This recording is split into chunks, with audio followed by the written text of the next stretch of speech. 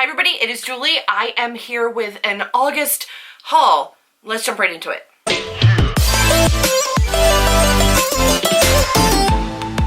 In the end of July, I went to Texas. I found myself at a half-price book. I had sent a whole bunch of my signed Outcrate books that I didn't want, and just signed books in general that I wanted to get rid of to Amber in Texas. And we went to the half-price book. I got $43, $46 worth of credit, and I did a little bit of shopping.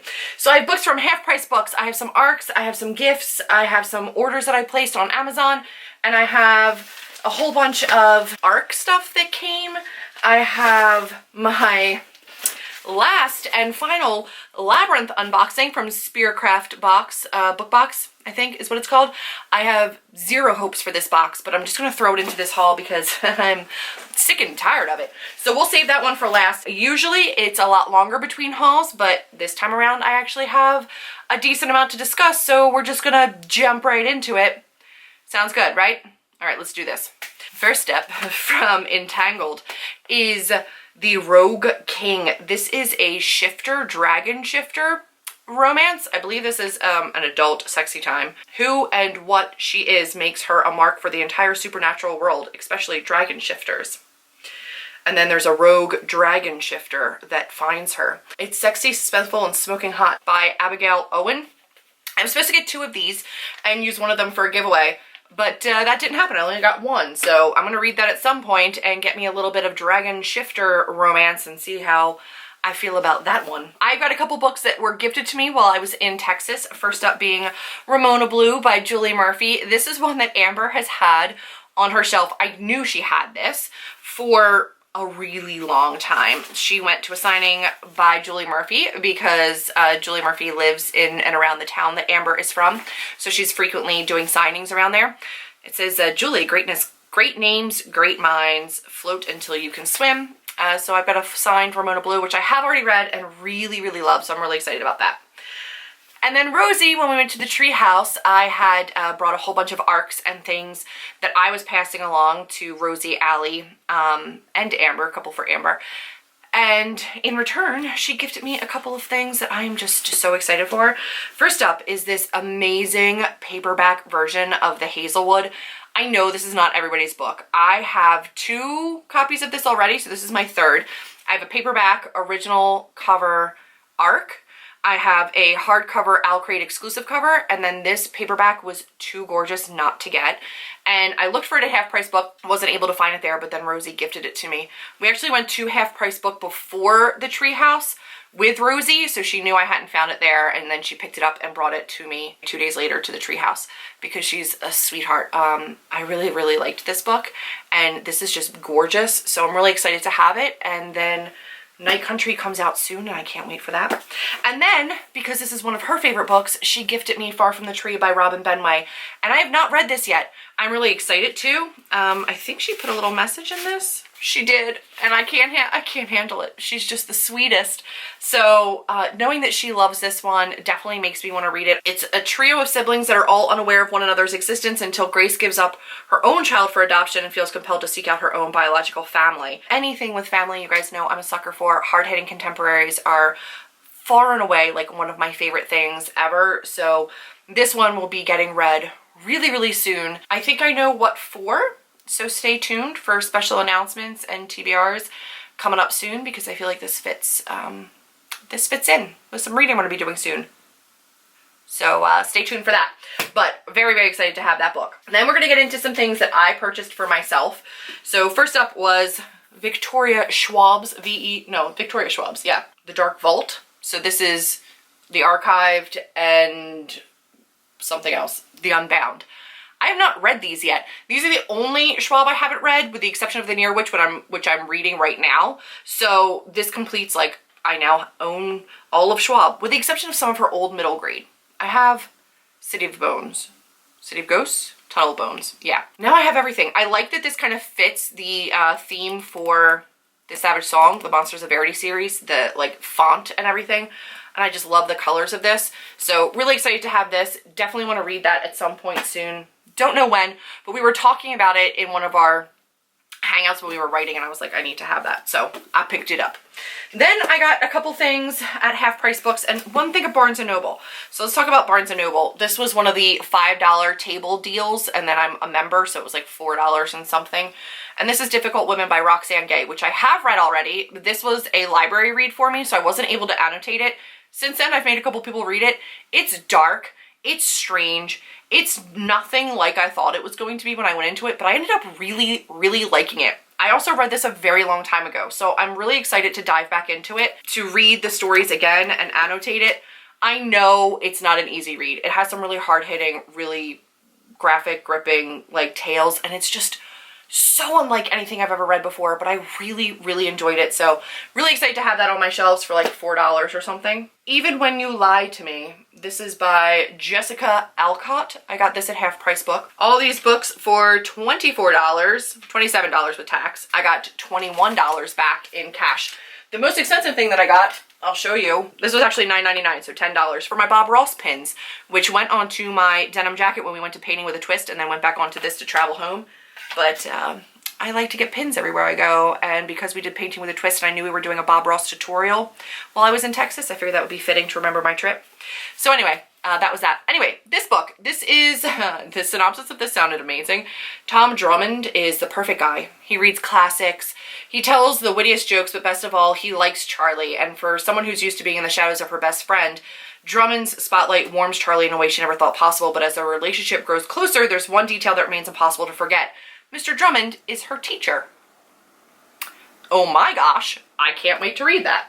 Lauren Miracle's The Infinite Moment of Us. This looks beautiful. This one is for 18 years. Ren has been the model daughter, which in her family means all A's, 0 boyfriends, early acceptance to pre-med. As graduation nears, she can no longer tell if her parents' ideas and her future align with her own, Charlie is a gentle boy with a troubled past. I forget who read this. I want to say it was Rosie, and really, really liked it. So I picked it up. This one was $3.99. The other one was $4.99. I'm fine with that. Then the most exciting one was The Blood Keeper by Tessa Gratton. This is book 2 of that Blood Magic book that I got, which is a hardcover. They don't match, but this was $5.99. And Tessa Gratton's older works aren't as easy to come by. This is, I believe, a YA witch series. I've not read book 1, but I anticipate really liking book 1. I love Tessa Gratton's writing. I know this is an early work by her, so I don't expect the most, but I am sure I will still really enjoy it. And now I have the second book, so I can just continue reading, which I'm excited about. Let's do Book of the Month YA. If you do not know, I am a Book of the Month YA affiliate. You can use the link that I provide down below, as well as the code FLEX for the month of August to get your first box for $9.99 instead of $14.99, I believe. And you can check that out there. I am really impressed with the books that have been going on in the YA section. There is historical, there's sci-fi, there's fantasy, there's contemporary, there's thrillers. They really do have a mix of like every genre every month, which I love. The add-ons are really affordable. I'm impressed with it. So me and a whole bunch of other people have affiliate codes for you. If you would like to use mine, I would love it if you did. If you don't, that's fine too. I hope you find something that you enjoy. So this month I picked up Hello Girls by Brittany Cavallaro and Emily Henry. I read Emily Henry's works before, have not read Brittany Cavallaro, but this one is a thriller. Sorry guys, I ran out of memory space. This one is just about 2 girls that decide enough is enough with their families, and they decide to take $3 grand or find $3 grand, steal a car and head to Vegas and start leading better lives for themselves. Seems like a very YA Thelma and Louise. I'm here for it. So we're going to see what I think about this one, but this is one that I picked out for this particular month. Again, links for the Book of the Month YA subscription service is down below, and it is separate from the Book of the Month regular, so it's a different website, different codes, all of that fun stuff.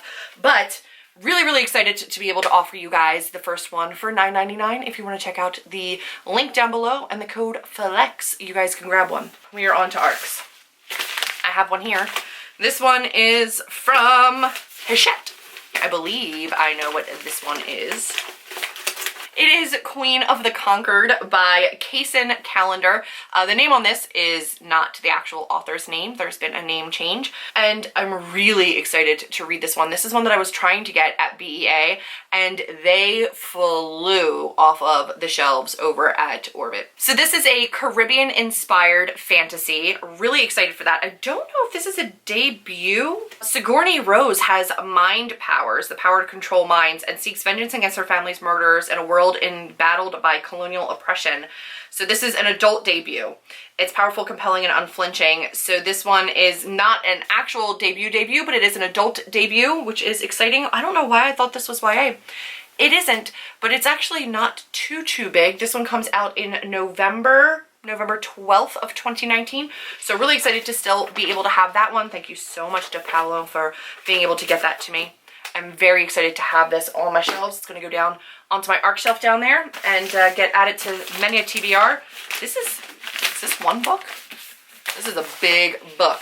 This one is from HarperCollins. Let's see what HarperCollins has sent me. I have my scissors, but these are pretty easy to get into. What is it? What is this? This is The Chestnut Man by Soren Sveistrup. Listen, Harper, I'm down for your romance. Your thrillers are terrifying me. They also sent me Lady in the Lake. I ended up passing that on to a friend. I don't know what this is about. This is the story of two embattled Copenhagen detectives spurred on by an eerie calling card to bring a brutal, cunning psychopath to justice. They come back to work a year after the murder of her 12-year-old daughter. A mentally ill young man has confessed to the killing and is unable to remember the key details of the crime, can offer no insight on the whereabouts of the dismembered body. On the day of their return, a single mother is found murdered in the Copenhagen suburbs. A small human figurine made of chestnuts near the victim. So the Chestnut Man's calling card is just these little chestnuts, and then a murder mystery. We got 516 pages. He was the creator and writer of The Killing, which won several international awards and was a show, I suppose. Matches my lips. I don't know. I don't know anything about that. And honestly, I don't know that that's going to be one that I read. So then we have Sourcebooks. Sourcebooks sent me a couple things I'm pretty excited about. I do know, I believe what's in here. They reached out and said, hey, we saw you at BEA and we noticed that in your haul you didn't mention a couple of our titles. If you're still interested in them, we would love to send them to you. And I said, yes, please, and thank you. First up is Ryan LaSala's Reverie. This one is, like, how gorgeous is that? This is a January 2020 release, so I have a little bit of time before this one comes out, but I was really excited that they reached out to me about this one because I am into it. This is a debut novel about what happens when the worlds we hide within ourselves become reality. Apparently, Kane wakes up and all he knows is that the police found him half dead in a river, I believe. He can't remember anything since the accident that robbed him of his memories a few weeks ago. The world feels different, but reality itself seems different as well. When 3 of his classmates claim to be his friends and the only people who can truly tell him what's going on, he doesn't know what to believe or who he can trust. But as he and the others are dragged into unimaginable worlds that materialize out of nowhere, the gym warps into a subterranean temple, and a historical home nearby blooms into a Victorian romance rife with scandal and sorcery. Kane realizes that nothing in his life is an accident, and only he can stop the city from unraveling. Tell me that's not like very Hazelwoody, very like contemporary meets magical meets mystery, and I'm here for that bend of all of those genres. Really excited about this one. So that's January 2020. And then I also got Wicked As You Wish by Rin Gepetto. Rin Gepetto is an author that I have not read yet, but a lot of people were dying to get their hands on this. It wasn't one that I was able to get, and honestly I wanted this to get into Own Voice's hands, but when they reached out and asked if I was still interested in this title, I absolutely wanted to get my hands on it. So this one comes out in March of 2020, so even after the other one, which I love. Gives me a little bit of time. I don't have to have too much pressure about reading these immediately. This one says that many years ago, a magical kingdom of Avalon was left desolate and encased in ice when the evil Snow Queen waged war against the powerful country. Its former citizens are now refugees in a world mostly devoid of magic, which is why the Crown Prince and his protectors are stuck in Arizona. Contemporary reads magic. contemporary meets magic. I love it. I love the blend of contemporary and magical, a la the Hazelwood. It worked for me, as we've already discussed. I really enjoy that kind of stuff. So that's what I'm really excited for. That is all of my books, which leaves just one thing left, and that is Spiritcraft's last Labyrinth box. For those of you who have not been following along, I have done dedicated videos for all of these. I'm not doing that anymore because I just don't want to give them that kind of attention. So Spiritcraft came out with this special box, and they said, hey, Labyrinth fans, would you like to spend like 115, some kind of like ridiculous amount of money on 3 boxes that have no books, just merch related to the movie? And each box will progress in the movie so that you get like stuff from the beginning of the movie in the first box, second box, third box. I have been very vocal about being disappointed in the monetary value I have been getting from these boxes and the amount of like homemade and just non-valuable stuff in the boxes. Stuff I won't use, stuff that I'm really disappointed came at the price point I paid.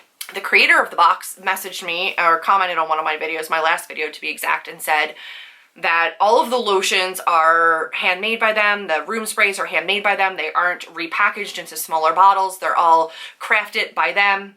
Kudos. I still think that they're very generic and basic. Secondly, also said that the boxes were never meant to be equal in value, that they were meant to start off at a lower value point and work up to this third box being the most valuable of all the boxes, that the monetary value of each box would be about $40 a box, but the first one was never meant to be a $40 box. This one's supposed to make up for the other ones, which to me is straight up bullshit, because nobody would buy a box that they're like, hey, I'm gonna pay $120 for 2 boxes of garbage, but that last one, that's gonna be a zinger. So that to me is ridiculous. And the fact that she expected people to know that is kind of ridiculous to me as well. I find that to be just like the worst kind of business practice. And if you've got to come to somebody's video and look at their feedback and then kind of just defend yourself but not take any feedback from that, that's not a company that I love. Inside here we have, oh, okay. We have the card, which in the first box was one of the items that was listed on the card. Like, the card was one of the items you got. This one is not. This is box number 3. The art on this one is by Dakota Black Art. So Dakota with an H and then Black Art. Actually very pretty art. I kind of really like it. I'll probably go back there with my Labyrinth Funkos because it is really, really pretty. I'm a fan. Next up in here, I see 2 boxes. 2 boxes and then another box. So we got 2 small boxes, 1 big box. Let's go big box first because I'm assuming it's probably a mug. I could be wrong. I've been wrong tons of times. Again, after the creator's explanation, I'm expecting this to be a higher value box because apparently this is the one that we paid the majority of the $124 for. Still ridiculous to me, but all right. In here, okay. I don't love the art on this. I'm sorry to the artist. This says, should you need us, in the shape of like a circle, not quite a heart. And we have some of the characters. So we have Ludo and Hoggle, Sir Didymus, and what's his dog's name? Why am I brain farting? This is a cute mug. I'm fine with this. That's actually a decent mug. Let's see who did this. And I'm sorry, it's not my preferred art style. I'll show you a little closer. I don't love the look of the characters, but that's fine. This one is Katrina Book Designs. Quickly becoming my new favorite mug is the exclusive ceramic mug, Should You Need Us mug by Katarina Book Designs. So again, really cute, nothing wrong with it. Quality is good. Maybe not my favorite rendering of the characters, but totally fine. Do we get better quality mugs, in my personal opinion, in an owl crate for $30? Yes. So let's see what else we got going on in here. We got this box, which we will open up. And it is a candle. So in here we have a You Remind Me of the Babe Blueberry Bouquet candle. This one is definitely made by Spiritcraft, so they do make some of their own items. Inside here, ooh, it is a woodwick candle with some flecks of things in there. Are they stuck in the wax? Not really, they're kind of loose, but that's really fine. It smells incredibly of blueberry, which I enjoy. It smells really, really good, like really fresh, of Blueberry. And personally, I love Remind Me of the Babe. So that is perfect. And then let me just double check, but I'm going to assume that's Spearcraft. Yes, Blueberry is Spearcraft. So that's perfect. Then I wonder if this is another one. Let's see. It doesn't feel like it. No. These are coasters? What are these? I see wood. You can see like the imprint of like actual rings of wood. Oh, okay. So they are wood coasters, like actual bits of wood. First up is the worm, and it says hello, which is adorable. Jareth and Sarah that are burnt onto there. We have, oh my gosh, we just have David Bowie. Holy crap. And then we have You Have No Power Over Me and I Move the Stars for No One in the silhouettes of Sarah and Jareth. And that's the little quotes, again, on actual wood.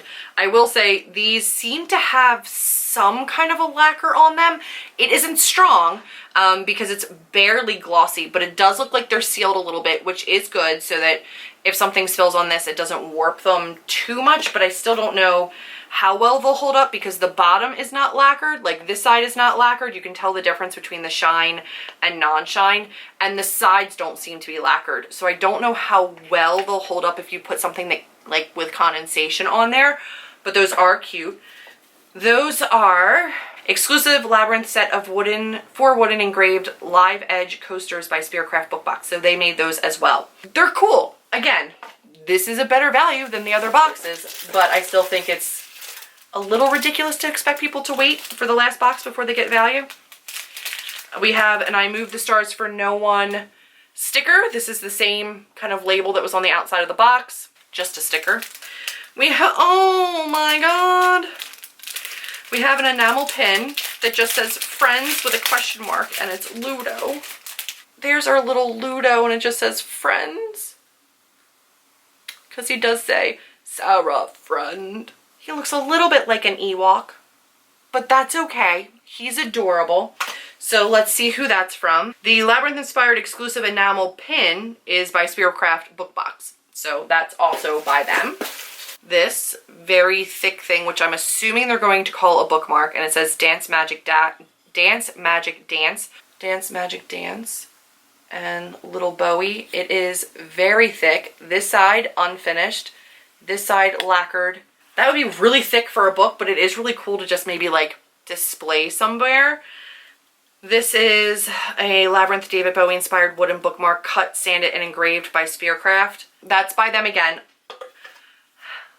A lot of in-house stuff where they can probably, you know, keep costs down, which I get.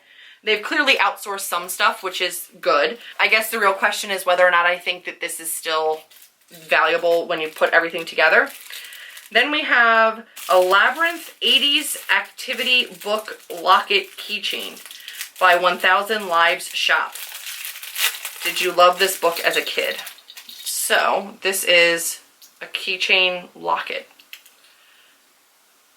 Oh, okay. This is the keychain. It literally has the Labyrinth book on it, and then inside it has room for little tiny pictures. And it's a small little locket. That is the back of it. And that's what we have. Have I lost my mind? Because so far, everything that they've outsourced, I enjoy less than the things that they actually did themselves. Prior boxes, I much prefer the things that they outsourced. Who knows? I don't know anything. What else do I have in here? Because I'm trying to get around all the squiggles here. So that's one last sticker. Katarina Book Designs also did one more thing for this box, and it is this pillowcase. All right. Oh, okay. So we have a pillowcase. Oh no, I feel it. Okay. First, I will say that it is like a rougher canvas. I mean, it's not as rough as it maybe looks, but it's not soft. And then the pillow is this, which is the same design as the mugs. It's that Should You Need Us, and you've got Ludo, Hoggle, Sir Didymus, and his dog, Ambrosia. Thank you. I knew it was going to come to me. Ambrosia. Unfortunately, I don't love this design, but it is cute. If you love the artwork, then this is going to be something that's really, really nice. I would definitely use this as a throw. You know, it's obviously a square, so this is like a throw pillow style. I have one already, and it is my Only You Can Decide What Breaks You. Which, I mean, I know it's Sarah J Maas, but this like fits my theme and my colors. So this would be like the size, the same size that it would fit on. It does have a zipper. I'm sure it is machine washable, which is amazing and lovely and fantastic. So let's assess, shall we? First up, the spoiler card, as always, is listed on the actual spoiler card. I think mainly just because they want to let you know who the artist is. So Dakota Black art, well done. Love that artwork. Unfortunately, the Katarina book designs, I don't super love this design, and having it twice on items, a mug and the pillowcase, kind of, you know, if you don't love the artwork on one item, you're not going to love it on the next either. So now I've got 2 items from the same box with the same artwork, and I'm not like a huge fan of it.